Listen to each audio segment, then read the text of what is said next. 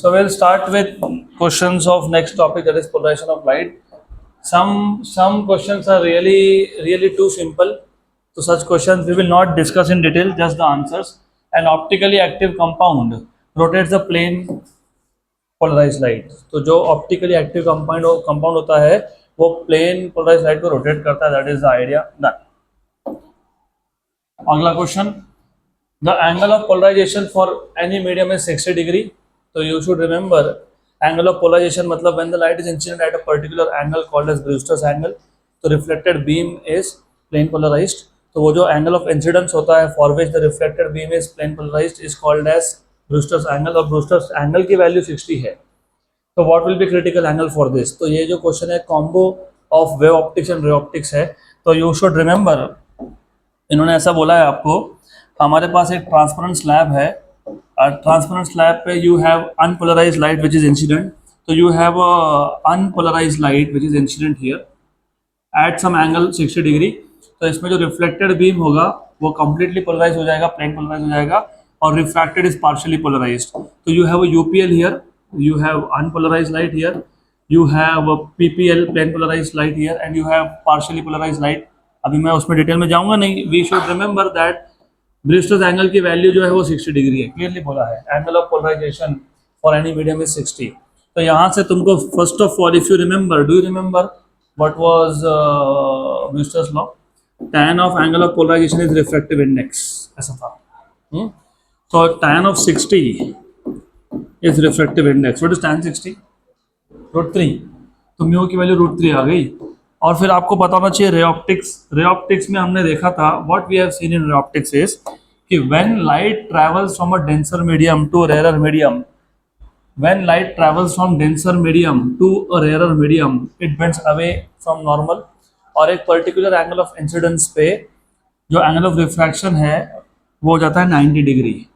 तो यह है angle of incidence inside the denser medium, for which angle of refraction in rarer medium is 90 degree. इसको बोलते हो क्रिटिकल एंगल. क्रिटिकल एंगल के लिए याद रखना, the light should be travelling from denser to rarer. Number 1, angle of refraction is 90 degree. और अगर आपको याद होगा, जो होना चाहिए, एक्सपेक्टेड है, हमने डिराइव किया था कि sine of critical angle is 1/μ. We have derived this and defined also.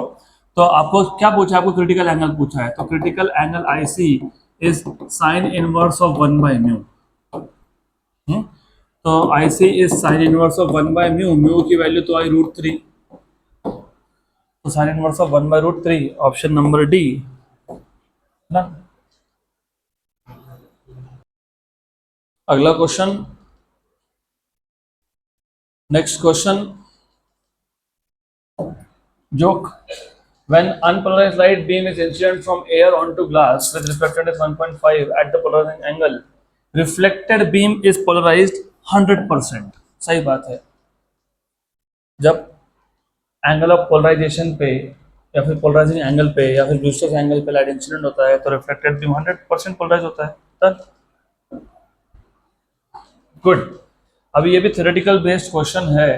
Consider a light beam incident from air onto glass slab at Brewster's angle as shown in figure. तो ये जो ray of light है ये air से glass पे incident हुआ, लेकिन angle of incidence is Brewster's angle, मतलब पोलराइजेशन, एंगल ऑफ पोलराइजेशन या फिर पोलराइजिंग एंगल. और polaroid is placed in the path of the emergent ray. ये एमर्जेंट रे है, यहाँ पे तुमने एक क्या रख दिया? Polaroid is placed in the path of emergent रे एट पॉइंट P पॉइंट पे, and rotated about an axis passing through the center and perpendicular to the plane of the polaroid. So, for a particular orientation, there shall be darkness as observed through the polaroid. The intensity of light as seen through the polaroid shall be independent of rotation. The intensity of light as seen through the polaroid, the intensity of light as seen through the polaroid shall go through a minimum but not zero for 2 orientation of the polaroids. The intensity of light as seen through the polaroid shall go through a minimum for 4 orientation of polaroid. पहले question अच्छे से समझ लो. Question में ऐसा है कि एक unpolarised light incident हुआ ब्रूस्टर्स एंगल पे. तो ब्रूस्टर्स एंगल पे इंसिडेंट अगर हुआ तो रिफ्लेक्टेड रे कंप्लीटली पोलराइज्ड होता है, रिफ्रैक्टेड पार्शियली पोलराइज्ड होता है.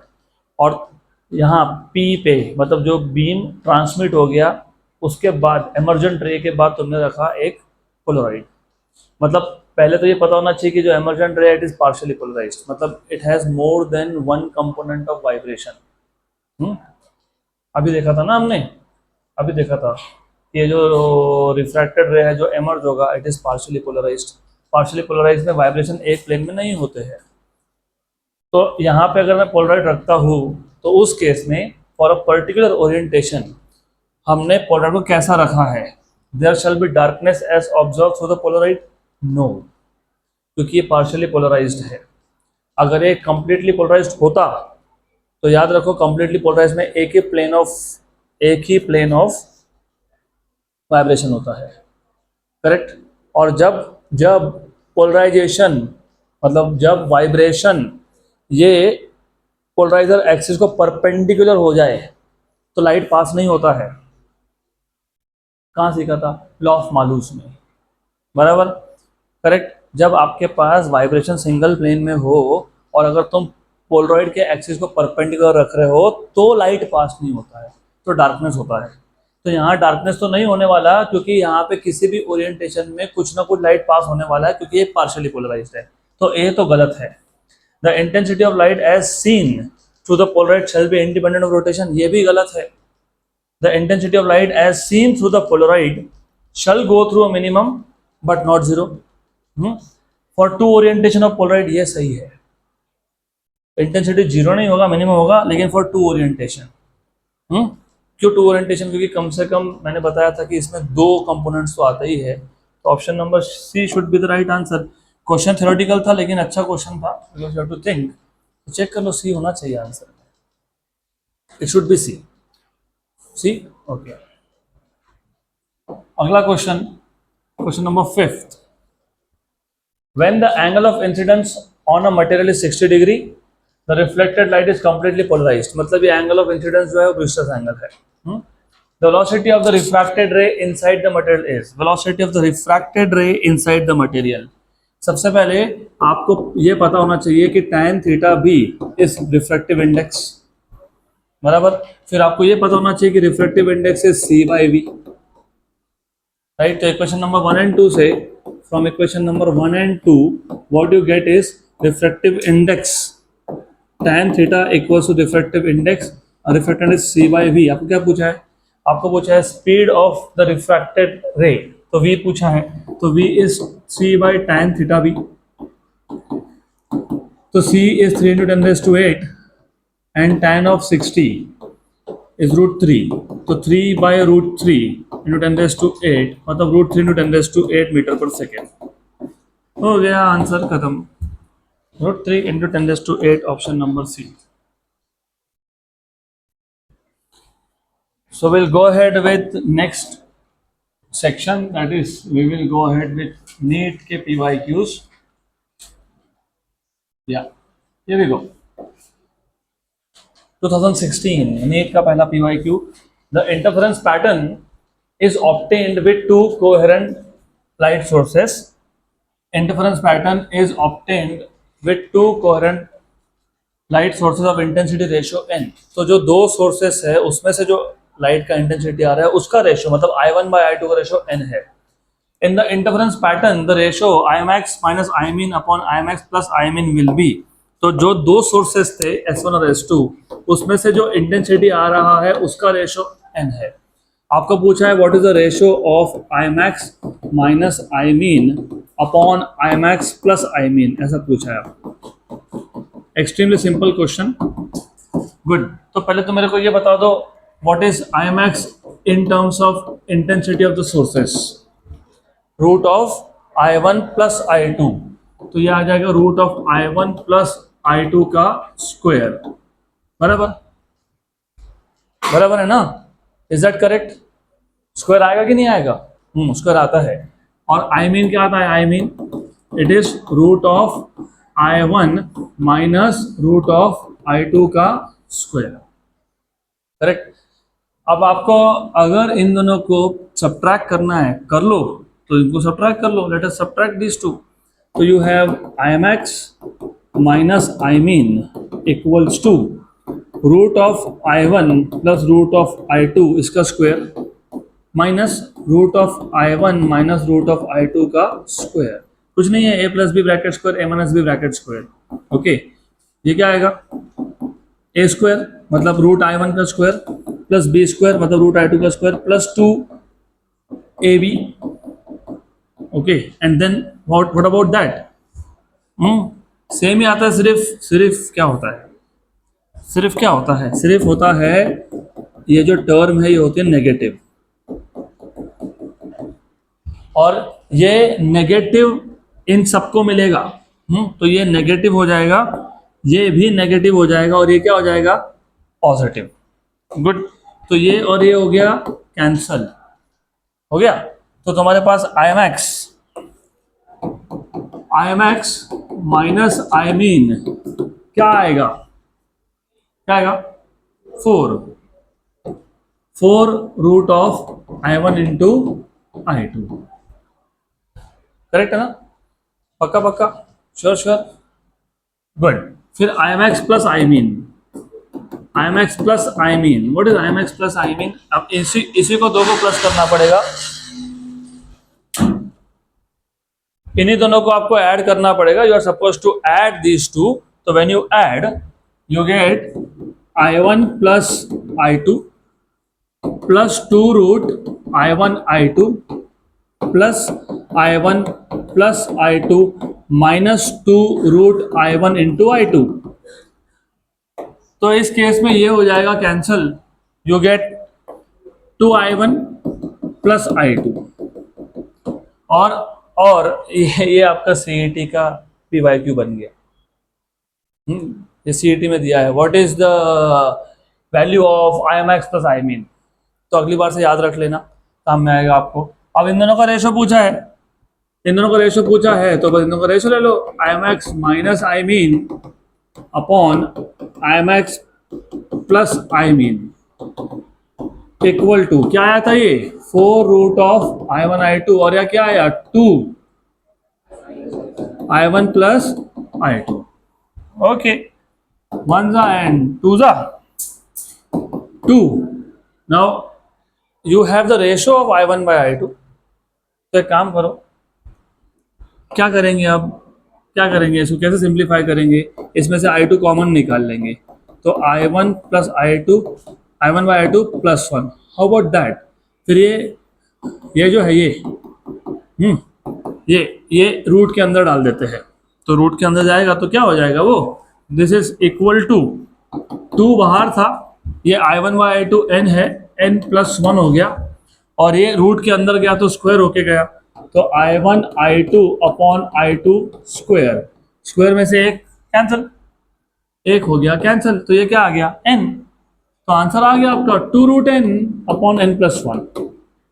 शॉर्टकट्स है बट ठीक है, शॉर्टकट्स यू कैन सॉल्व, कहां पे आ गया 2 root n upon n plus 1, option C. चलो अगला question,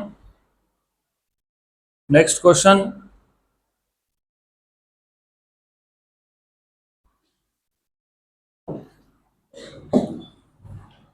in Young's double slit experiment the slits are 2 mm apart, मतलब d का वैल्यू 2 mm दिया है आपको, small d, and are illuminated by photons of two wavelengths 12,000 angstrom and 10,000 angstrom at what minimum distance from the common central bright fringe on the screen 2 meter from the slit, मतलब capital D is 2 meter, will a bright fringe from one interference pattern coincide with a bright fringe from the other। अभी इसको ऐसा confuse मत करना कि दो colour के light use किए तो फिर इंटरफेरेंस पैटर्न बना ही नहीं, ऐसा समझ लो कि दो वेवलेंथ यूज किए साइड बाय साइड, दो स्लिट्स थे साइड बाय साइड, स्क्रीन भी साइड बाय साइड है, ऐसा इमेजिन कर लो। तो दो इंटरफेरेंस पैटर्न है आपके पास, सेंटर से कितने डिस्टेंस पे एक इंटरफेरेंस पैटर्न का ब्राइट फ्रिंज दूसरे के साथ ओवरलैप होगा। तो थोड़ा पहले मैं ये आपको डायग्रामेटिकली समझा देता हूँ, और सॉल्यूशन इज टू सिंपल, बहुत सिंपल सॉल्यूशन है इसका। फॉर एग्जांपल ये स्क्रीन था, देयर आर 2 स्क्रीन, मैं एक ही दिखा रहा हूँ। Imagine this is a centre, ये सेंटर है।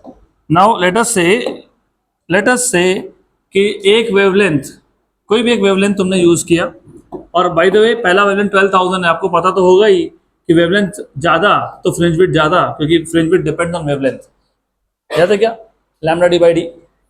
तो इसका फ्रिंज विड्थ ज्यादा दिखा रहा हूं, तो अब होगा ऐसा कि यहाँ पे बहुत सारे फ्रिंजेस बन रहे हैं इसके। Similarly on the other side also,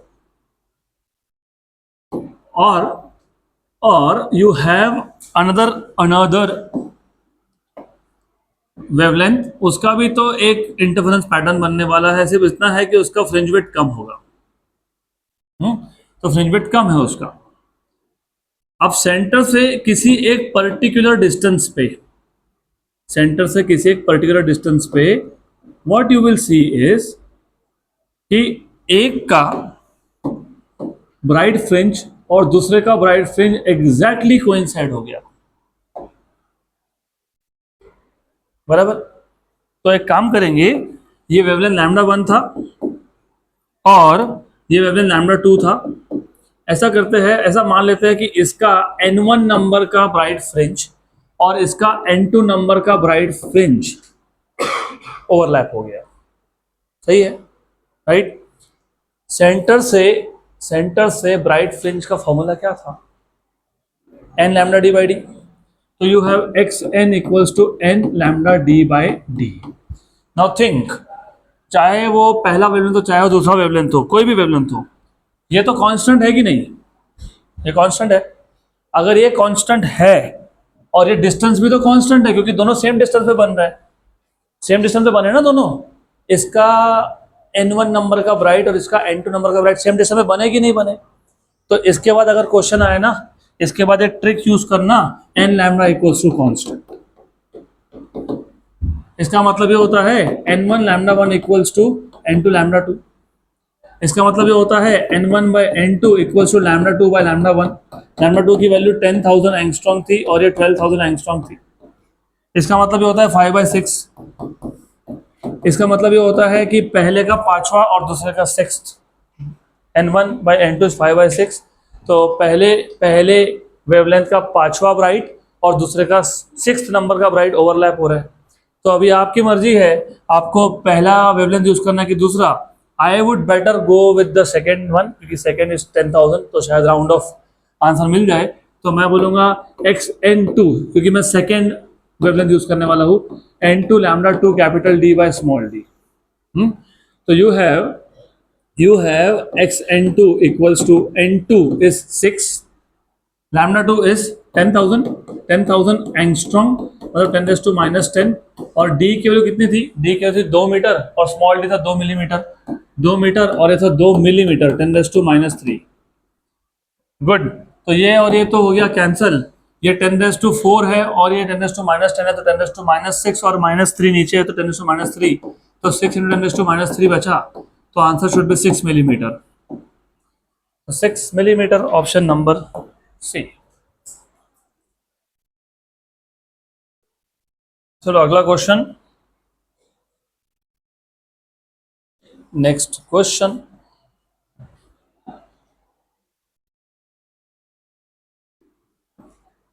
तो 2015 का PYQ है ये। In a double slit experiment the two slits are 1 mm apart, तो स्मॉल d की वैल्यू 1 mm है, and the screen is placed at 1 metre away, तो screen capital D is 1 metre. A monochromatic wavelength 500 nanometre is used. What will be the width of each slit for obtaining 10 maxima of double slit within the central maxima of single slit pattern? Question समझ में आया?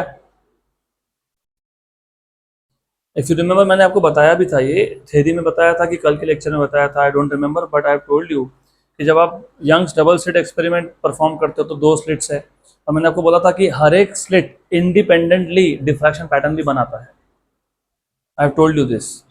2 slits है, दोनों slits का तो interference pattern बना ही, लेकिन दोनों स्लिट्स में से दोनों स्लिट्स का अलग अलग से क्या बना, डिफ्रैक्शन पैटर्न। क्या बना, डिफ्रैक्शन पैटर्न। तो वही यहाँ दिया है, आखिरी में बोला है what will be the width of each slit. तो जो यंग्स डबल स्लिट एक्सपेरिमेंट था उसमें जो 2 स्लिट्स है उनका स्लिट का विड्थ कितना है for obtaining 10 maxima of double slit. Double slit मतलब इंटरफेरेंस पैटर्न, 10 मैक्सिमा मतलब 10 ब्राइट बैंड। कितने, 10 ब्राइट बैंड। तो आपको 10 ब्राइट बैंड चाहिए, किसके अंदर चाहिए? With in the central maxima of single slit. Single slit pattern का जो प्रिंसिपल मैक्सिमम था, सेंट्रल मैक्सिमम था, अगर नहीं समझ में आ रहा तो मैं ड्रॉ कर देता हूं। ये था आपका सिंगल स्लिट पैटर्न का प्रिंसिपल मैक्सिमम, सेंट्रल मैक्सिमम। इस सेंट्रल मैक्सिमम कहां से कहां तक जाता है? पहला मिनिमा यहाँ पे और पहला मिनिमा यहाँ पे। इन दोनों पॉइंट्स के बीच में आपको जो इंटरफेरेंस पैटर्न है उसके आपको 10 फ्रिंजेस चाहिए, 10 ब्राइट फ्रिंजेस चाहिए। तो इसका मतलब ये होता है, बताओ तो इसका मतलब क्या होता है? Tell me what is the meaning of this? You have a bright fringe. What is the width of bright fringe or fringe width in interference pattern? चलो बीटा बोल देते हैं, 10 beta equals to width of central maximum. और beta क्या था? Beta था lambda D by D, था कि नहीं ऐसा? यस। और what was this? W 2x, that is 2 lambda d by a, where a is slit width। ऐसा ही है ना? क्या क्या कैंसिल हो गया? this and this हो गया। तो आपको क्या चाहिए था? a, what is a? d by 5। how much is d? 1 mm 1 by 5 which is 0.2, तो 0.2 mm is slit width, 0.2 mm, option number D। चलो अगला question, next question. In the Young's double slit experiment, the intensity of light at a point on the screen where the path difference is lambda is k। Screen पे एक point है जहां path difference lambda है, वहां पे resultant intensity k है, ऐसा question है। Lambda is the wavelength of light used. The intensity at point where the path difference is lambda by 4 will be. तो पहले तो दो पॉइंट्स की बात हो रही है, मैं दो पॉइंट्स का नाम दे देता हूँ, एक को a बोल देता हूँ, एक को b बोल देता हूँ। तो ए पॉइंट पे इंटेंसिटी k दिया हुआ है, तो intensity at point a is k, ऐसा बोला है क्वेश्चन में। और a पॉइंट पे जो पाथ डिफरेंस वो कितना है? लैम्डा है। तो यहाँ से तुमको फेज डिफरेंस मिल जाएगा। What is phase difference? 2 pi by lambda into path difference. तो तुमको मिल गया ये 2 पाई, क्योंकि लैम्डा हो जाएगा कैंसिल, तो 2 पाई। मतलब ये बेसिकली कंस्ट्रक्टिव इंटरफेरेंस की बात हो रही है।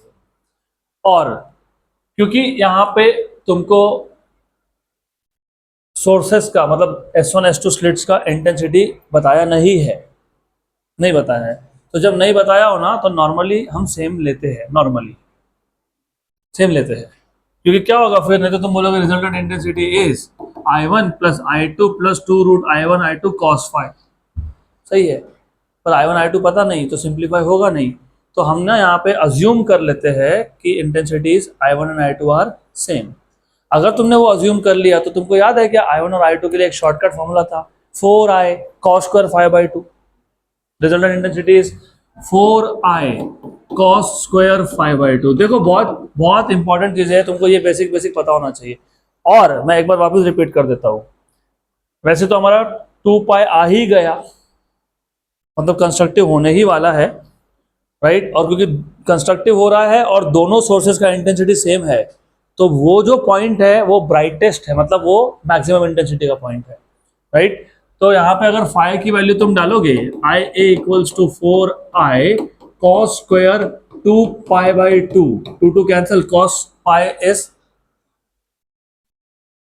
-1, उसका स्क्वायर +1, तो ये तुम्हारा आ गया 4i। अब तुमको पता होना चाहिए this is the maximum intensity one could get in an interference pattern. मैंने ये सब तुमको एक थ्योरी में बताया है, सब ये हमने देखा, ये हमने इक्वेशन बनाया था, फिर बोला था कि कंस्ट्रक्टिव हुआ तो क्या, तो 4i is the maximum intensity, destructive हुआ तो क्या, 0, that is dark, 0 intensity, 0 energy. ये हो गया a का। अब एट पॉइंट b, और इसी को इन्होंने k नाम दिया हुआ है, क्वेश्चन में k बोला है, लेकिन मैं थोड़ा एक्स्ट्रा बता रहा हूँ क्योंकि बहुत जगह पे इसको I0 बोलते हैं, 4i को i0 बोलते हैं, इन्होंने k बोला हुआ है, ठीक है।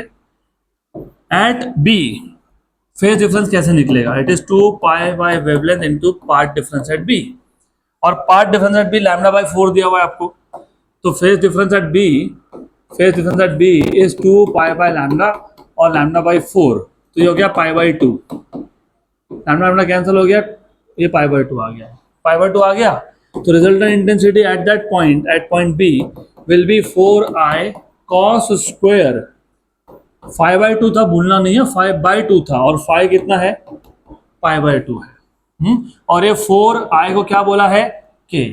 दिस इज 45, cos 45 इज 1/√2, 1/√2 का स्क्वायर मतलब 1/2, आंसर is k/2, k/2, option number A. Next question, two slits in Young's experiment have width in the ratio. अभी ये थोड़ा सा सिंपल है लेकिन इंपॉर्टेंट है। So the two slits in Young's experiments have width in the ratio. अब तक तुमको एम्पलीट्यूड का रेशो दे रहे थे, अब तक तुमको इंटेंसिटी का रेशो दे रहे थे, अभी विड्थ का रेशो दे दिया, विड्थ का रेशो दे दिया 1:25।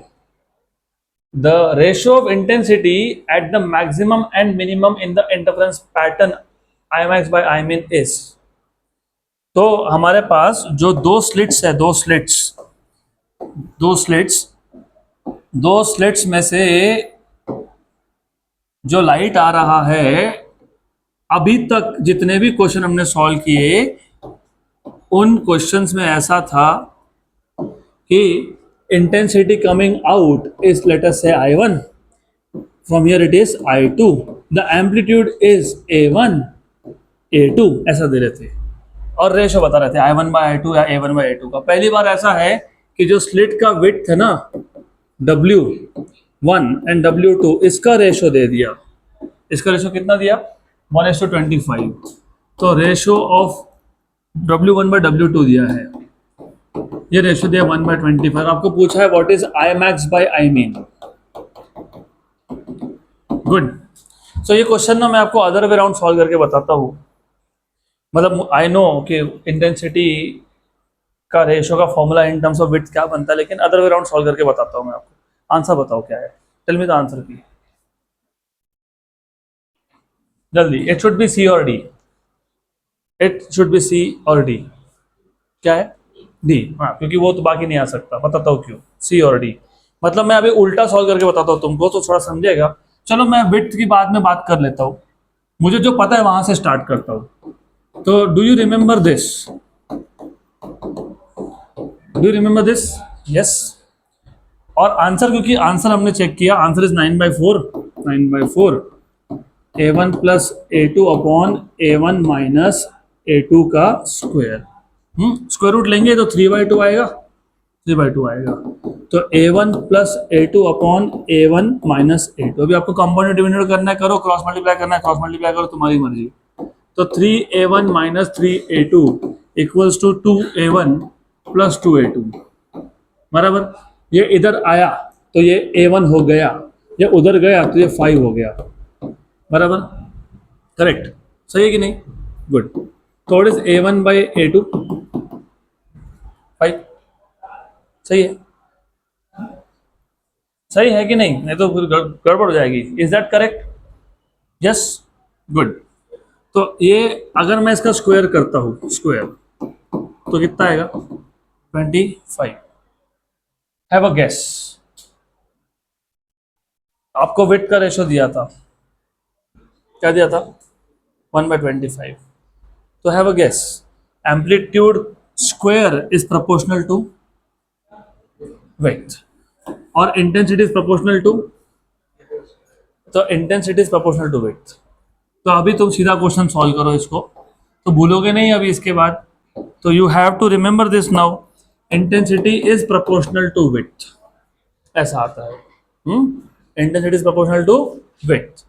तो यू हैव Imax बाय, अभी Imax by Imin equals to, अगर याद होगा तो तुम लिख रहे थे root of I1 plus root of I2 upon root of I1 minus root of I2 square.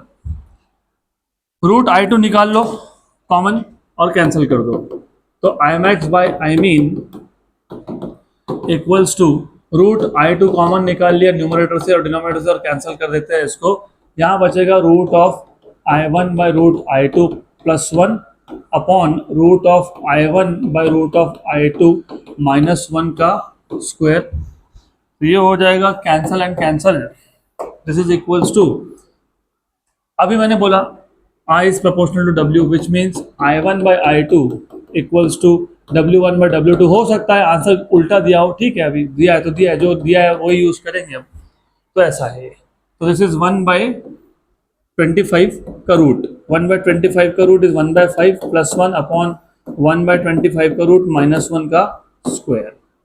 Okay, तो this is 1/5 plus 1, this is 1/5 minus 1 squared. How much is this? कितना? अरे कितना? 6 by minus 4, 6 by minus 4 by, अरे ये bye 5 अरे bye 5 cancel हो गया ना, कैंसिल हो गया, वो बराबर है। और 6/4 इज 3/2, तो माइनस 3/2 का स्क्वायर इज 9/4। तो ये आ गया आपके पास I max by I min equals to minus 6/4 का square which is basically minus 3/2 का square which is basically 9/4। तो 9:4 ऑप्शन नंबर डी। तो रिमेंबर पहले मैंने उल्टा अप्रोच सिर्फ इसके लिए किया था, सो दैट इसके आगे you should remember intensity is proportional to width, और हमारा आंसर उल्टा आ रहा था, A1/A2 इक्वल टू 5 आया, 1/5 आना चाहिए। क्यों आया पता है? ये नेगेटिव आ रहा है ना, ये नेगेटिव है। So just to remember, I and W both are more or less the same, directly proportional to each other. अगला question, next question,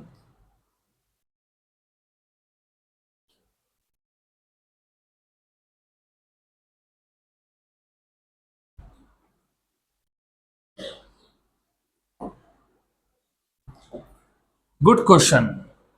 the intensity at the maximum, मतलब जहां पे कंस्ट्रक्टिव इंटरफेरेंस हुआ वहां पे, in a Young's double slit experiment is I0। Distance between the two slits is D equal to 5 lambda, where lambda is the wavelength of the light used in the experiment. What will be the intensity in front of one of the slits on the screen placed at a distance capital D equal to 10D? Good, अच्छा question है ये, थोड़ा सोचना पड़ेगा आपको, पहले question को अच्छे से रीड करना पड़ेगा। ये स्क्रीन है, यहाँ पे हमारे पास दो स्लिट्स है, we have two slits, let us say one over here, one over here. So you have, let us say this is slit S1, slit S2। अब इन्होंने बोला है कि जहाँ पे मैक्सिमा बना, मतलब जहाँ पे कंस्ट्रक्टिव इंटरफेरेंस हुआ वहाँ पे इंटेंसिटी I0 था, और I0 4I होता है अगर दोनों के दोनों स्लिट्स में से सेम इंटेंसिटी आए तो। और distance between the two slits, मतलब स्मॉल डी दिया है आपको, स्मॉल डी दिया है 5 लैम्डा, कैपिटल डी दिया है आपको 10D। मतलब मैं बेसिकली पहले तो ऐसा कर लेता हूँ, capital D is 10D and D is 5 lambda, तो capital D is 50 lambda. Okay good. अब ये बोला है what will be the intensity in front of one of the slits, in front of one of the slits, मान लेते हैं यहाँ पे सीधा सामने इसके, what will be the intensity. अब इस पॉइंट को P नाम दे देता हूँ, चलो P पॉइंट पे इंटेंसिटी पूछा है। इंटेंसिटी डिपेंड करता है फेज डिफरेंस पे, फेज डिफरेंस डिपेंड करता है पार्ट डिफरेंस पे, तो तुमको पहले पार्ट डिफरेंस फाइंड करना चाहिए, तो पार्ट डिफरेंस फाइंड करना पड़ेगा हमको। तो कैसे करोगे पार्ट डिफरेंस फाइंड, बताओ जरा। और by the way you should also remember this, you must also remember this, this is center, this is center। ये सेंटर है, तो P से सेंटर तक का डिस्टेंस D/2 है, तो ये डिस्टेंस D/2 है, और ये D/2 क्यों है? क्योंकि यहाँ से यहाँ तक का डिस्टेंस D है, तो वो आधा ही डिस्टेंस है, इसलिए वो D/2 है। ये तुमको पता होना चाहिए पहले। अब तो तुमको अगर P पॉइंट पे रिजल्टेंट इंटेंसिटी फाइंड करना है, क्योंकि because you will be using the formula like resultant intensity at point P is 4I cos square 5/2, और ये 4i ही तो I0 है क्योंकि मैक्सिमम इंटेंसिटी यही होता है। तो बेसिकली आपको answer in terms of I0 ही दिया होगा, I0 दिया है। अब आपका टास्क है to find out what is phase difference at point P। Phase difference comes from path difference, तो पहले पार्ट डिफरेंस फाइंड करो। पार्ट डिफरेंस क्या होता है बताओ जरा। S2P minus S1P। गुड, तो ये S2P माइनस S1P कैसे फाइंड करेंगे अब? Do you see right angle triangle and S2P is hypotenuse, so S2P square equals to S1P square plus S1 S2 square, that is D square। कोई बात नहीं, तो you have S2P square minus S1P square equals to S1 S2 square। इसको मैं लिखता हूं S2P minus S1P S2P plus S1P equals to S1 S2 square. चलो ये तो तुम्हारा पार्ट डिफरेंस है, बट यहाँ छोटा सा प्रॉब्लम है। The problem is that S2P and S1P, I know what is S1P but I don't know what is S2P। कहाँ पता है मेरे को, पता है क्या? नहीं, इसके लिए ये अप्रोच चलने नहीं वाला है। तो ये अप्रोच नहीं चलने वाला क्योंकि ये अप्रोच तुम थ्योरी में तो यही यूज़ किए थे, वो चल गया क्योंकि थ्योरी का जो केस था उसमें जो स्क्रीन था वो बहुत दूर होता है। S2P और S1P approximately D capital D बोल देते हो, यहाँ वो चलने नहीं वाला। यहाँ तो हमको फिर मैथमेटिकली सोचना पड़ेगा। अब मैथमेटिकली कैसे सोचोगे बताओ? What will you do? What will you do? सब कुछ तुम्हारे नज़रों के बिल्कुल सामने है, but you just have to think what will we be doing in this case? Almost there। ये small d है, capital D है। You said something and you said something which was correct। सोचो और बताओ।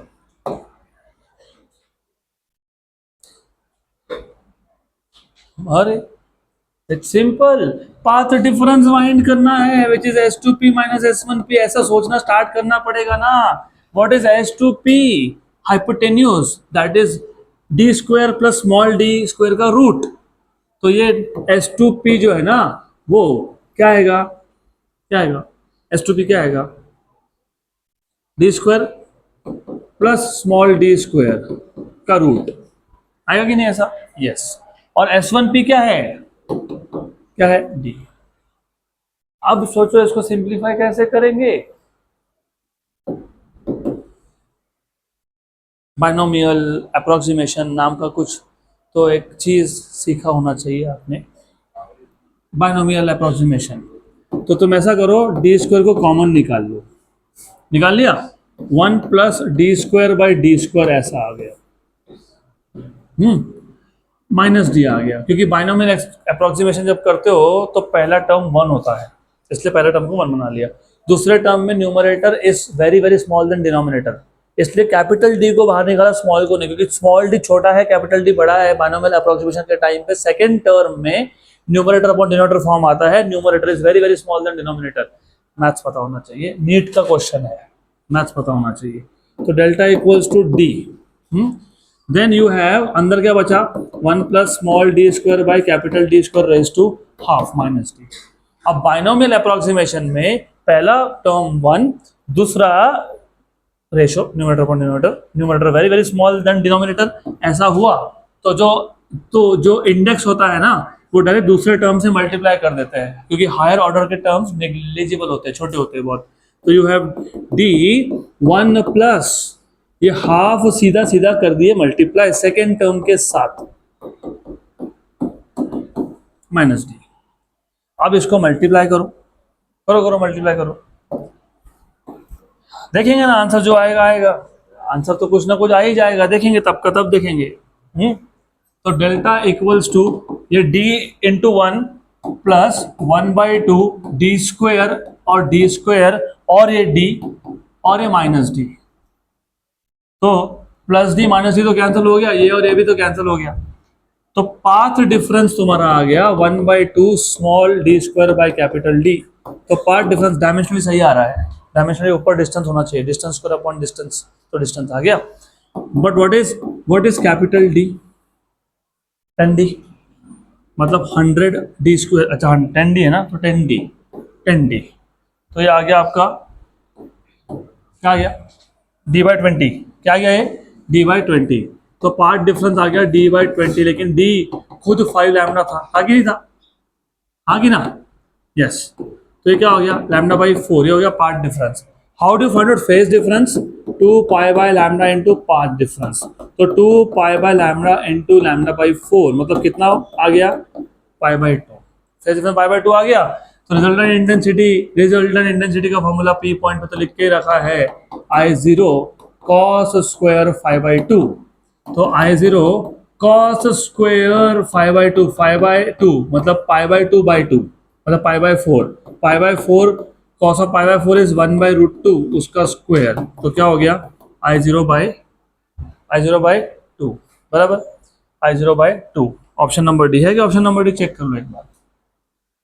है. अब इट इज अ जोक. क्यों joke?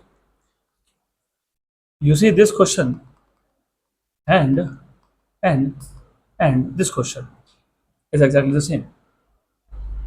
सिर्फ पूछने का तरीका अलग है, क्वेश्चन सेम है. तो आंसर जो वहां था वही यहाँ है.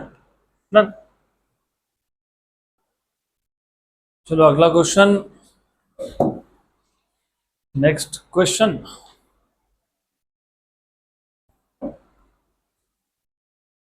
Young's double slit experiment is first performed in air, मतलब सराउंडिंग मीडियम का रिफ्रैक्टिव इंडेक्स 1 है, and then in a medium other than air. It is found that 8th bright fringe in the medium lies where the 5th dark fringe lies in air. Good. The refractive index of the medium is nearly. तो अभी we will try, एक try करते हैं कि shortcut method से हो जाए. देखो आइडिया ये है कि पहले एयर में था, अब वो मीडियम में है. जब वो मीडियम में है तो आठवां ब्राइट फ्रिंज जहां बना एयर में, वहां पे क्या था?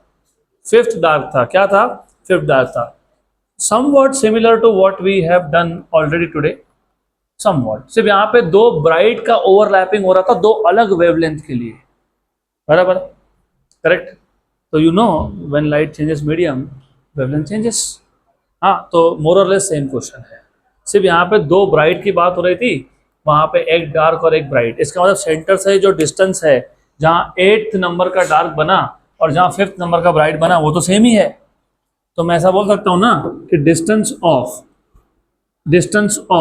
mth dark is distance of nth bright. बोल सकते हैं ऐसा? यस, बोल सकते हैं.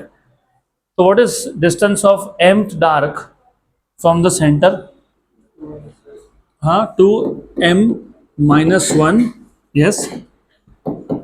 यस. आगे λd/2d. okay, it is equals to n λd/d. Right. Correct. सही है. बट एक छोटा सा प्रॉब्लम है. ये ब्राइट ये एयर में था और ये एक किसी मीडियम में है. तो ये दोनों वेवलेंथ कैंसिल मत कर देना, क्योंकि वो कैंसिल कर दिया ना तो रिफ्रैक्टिवनेस आएगा ही नहीं, क्योंकि रिफ्रैक्टिवनेस का फॉर्मूला ही होता है wavelength in air upon wavelength in medium. Refractive index mu is C/V. C is frequency into wavelength in air, frequency into wavelength in medium. तो होता ही mu λ/m है. तो वही कैंसिल कर दिए तो हो गया, आंसर ही नहीं आने वाला. तो अभी ये इस पे ध्यान दो. ये एक इक्वेशन है तुम्हारे पास. तो नाउ बाकी सब कैंसिल कर सकते हो. ये कैंसिल हो सकता है, ये हो सकता है, ये हो सकता है, ये हो सकता है, ये हो सकता है सब. और वैल्यू भी सब्स्टिट्यूट कर दो. कौन से नंबर के डार्क की बात हो रही थी? 5th. और 5th डार्क इन एयर था क्या? इन एयर था ना 5th डार्क. तो मैंने उल्टा लिखा ना.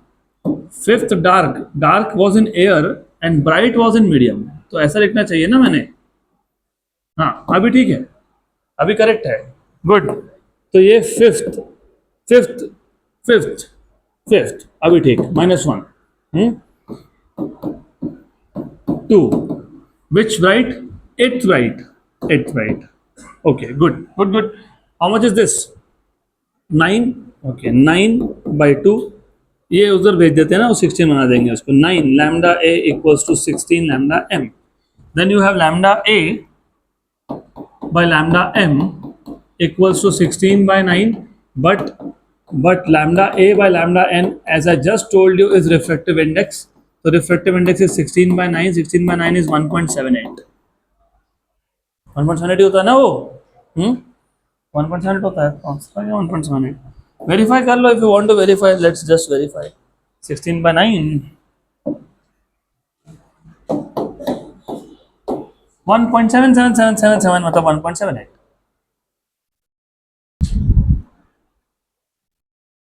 चलो अगला question. Next question.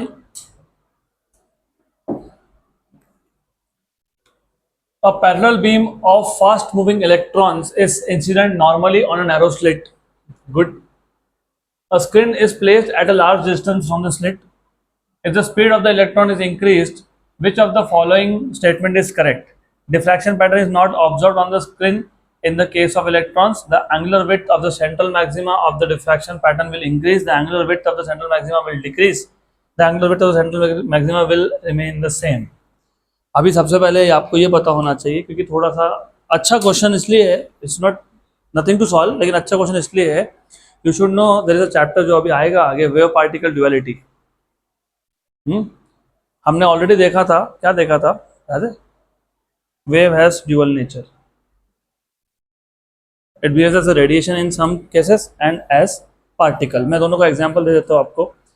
Interference, diffraction, polarisation, ये सब केस में जो वेव है वो रेडिएशन है.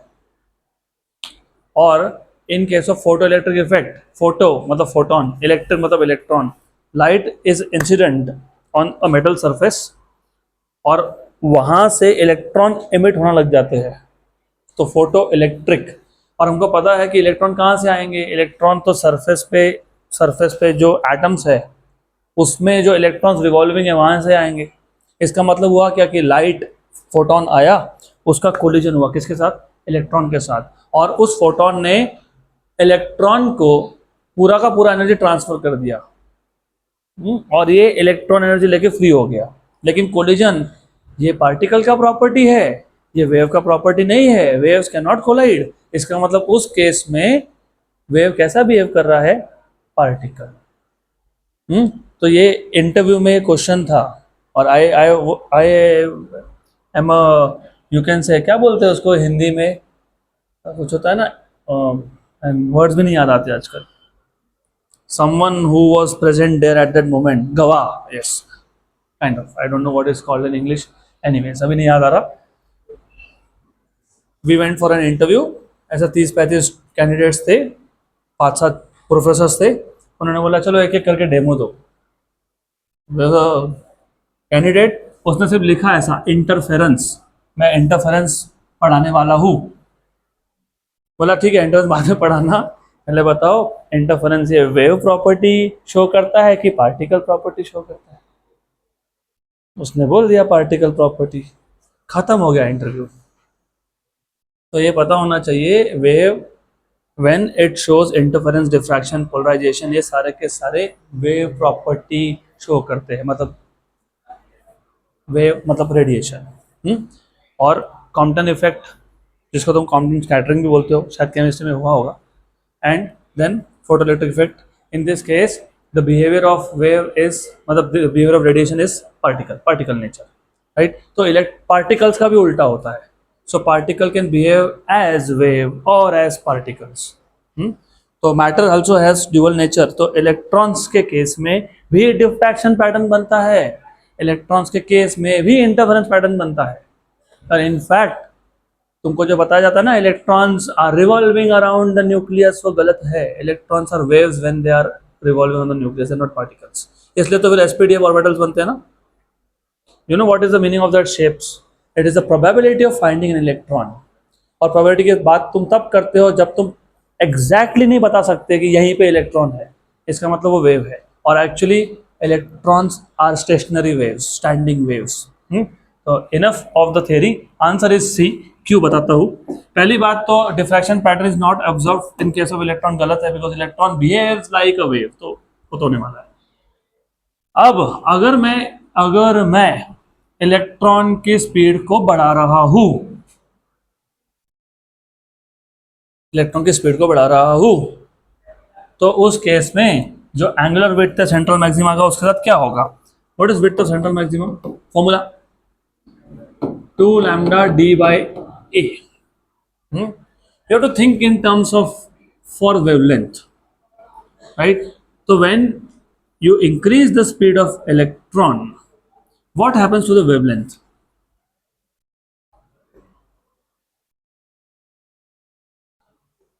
What happens to the wavelength? What happens to the wavelength?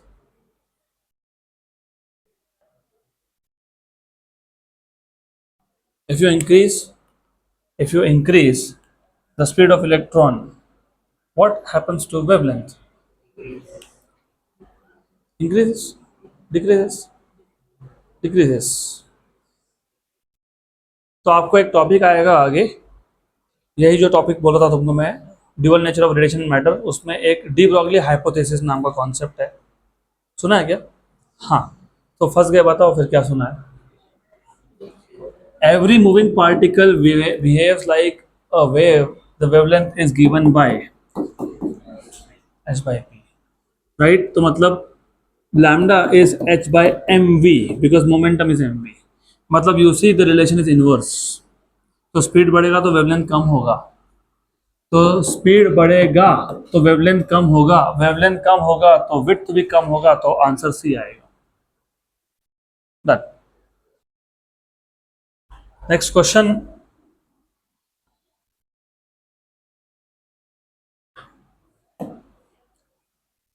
in a Fraunhofer diffraction at single slit of width d with incident light of wavelength 5500 angstrom, the first minimum is observed at 30 degree. तो पहला minimum का जो angle है वो 30 degree है, 30 degree है। The first secondary maximum is observed at an angle. चलो ठीक है, आपको क्या पूछा है? First secondary maxima. तो do you remember the condition for secondary maxima? नहीं याद, कोई बात नहीं, कोई दिक्कत नहीं है। Do you remember the condition for destructive interference, path difference? 2m - 1 lambda by 2, n के टर्म्स में 2n + 1 लैम्डा बाई 2। तो पार्ट डिफरेंस जो डिस्ट्रक्टिव इंटरफेरेंस का था वो सेकेंडरी मैक्सिमा का होता है, 2n + 1 लैम्डा बाई 2। और पार्ट डिफरेंस अगर आपको याद होगा तो वो a sin थीटा होता है डिफ्रैक्शन में, ये याद है? Do you remember this? Good. और एक सेकेंडरी मैक्सिमा एक नहीं होता है, बहुत सारे होते हैं, इसलिए n लिखते हैं। तो a sin theta n equals to 2n + 1 lambda by 2। आपको पूछा है पहले सेकेंडरी मैक्सिमा का, मतलब n की वैल्यू 1। तो you have a sin theta 1 equals to 2 × 1 that is 2 + 1 lambda by 2। मतलब sin theta 1 is 3 lambda by 2a। तो मुझे अगर आंसर चाहिए तो मुझे लैम्डा बाई a की वैल्यू चाहिए। अभी लैम्डा बाई a की वैल्यू कहां से मिलेगी? तो वो जो तुमको बोला है, तुमको क्या बोला है कि पहला मिनिमा फॉर मिनिमा, तो कंडीशन फॉर मिनिमा भी याद होना चाहिए। जो इंटरफेरेंस में कंस्ट्रक्टिव होता है वो यहाँ डिस्ट्रक्टिव होता है, तो कितना होता है? n लैम्डा होता है। और पार्ट डिफरेंस में मैंने अभी बोला डिफ्रैक्शन में a sin थीटा n होता है, तो a sin theta n equals to n lambda. और यहाँ पे पहला मिनिमा की बात हो रही है तो n की वैल्यू 1 हो गई, तो a sin 30, क्योंकि पहला मिनिमा का एंगल दिया था और n की वैल्यू 1 है, तो lambda by a, what is lambda by a? Lambda by a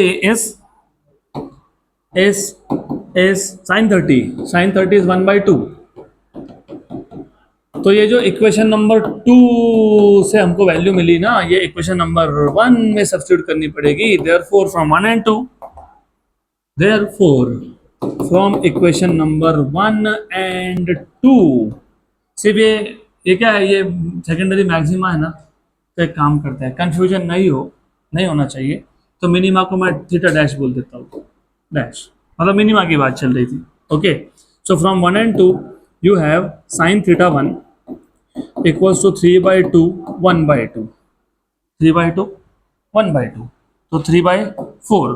तो साइन थीटा वन इज 3/4, मतलब theta one is sine inverse of 3/4,